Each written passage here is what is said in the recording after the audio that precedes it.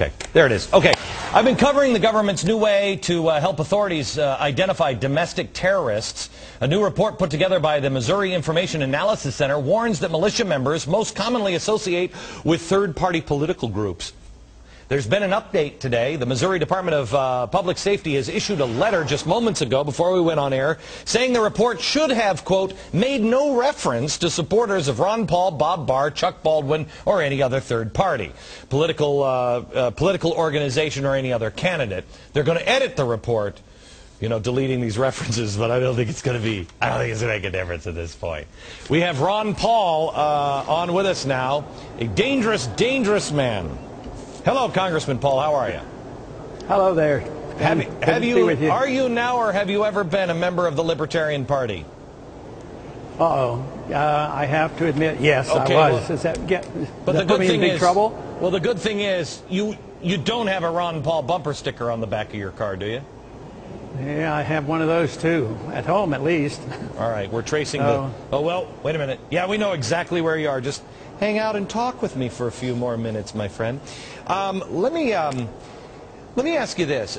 We looked up today, and we couldn't figure out why Missouri was putting this whole report together, because nobody's been killed in Missouri by a militia member. There was one that I think, where did we find it? In Michigan, and it was an alleged militia member.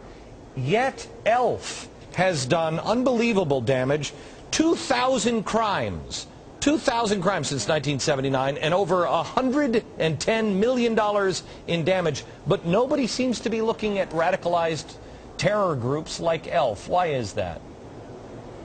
Well, I guess they're in charge and we're not. But sometimes I think, you know, when they attack anybody outside the mainstream means that if our conclusion is correct that both major parties are about one party, then they want no opposition whatsoever. But those who are in charge of this must have liberal leanings if they never address any liberal groups that commit violence. So it's a pretty good question, a pretty good point. Hopefully it'll wake up more Americans to what's going on. I mean, we called the FBI. The FBI has 4 ELF members on their most wanted list. 4.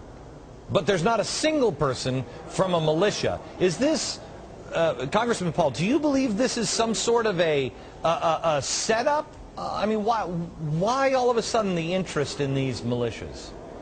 Well, it may be a backhanded compliment, because a lot of us have worked real hard to change our government. We address the subject of sound money and foreign policy, limited government, and, you know, we even mentioned the Constitution. And if you have too many people believing that way, we challenge the status quo.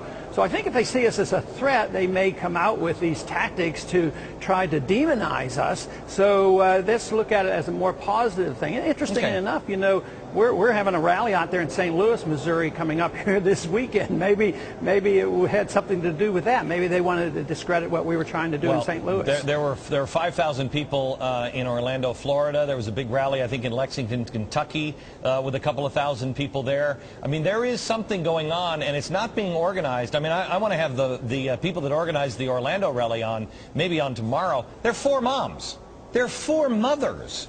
They're just like, I can't take it anymore. I have to take a break. But when I come back, I want to talk to you a little bit about what is it that the average person can do that could actually wake Washington up. Is there anything that will wake these clowns up? Coming up.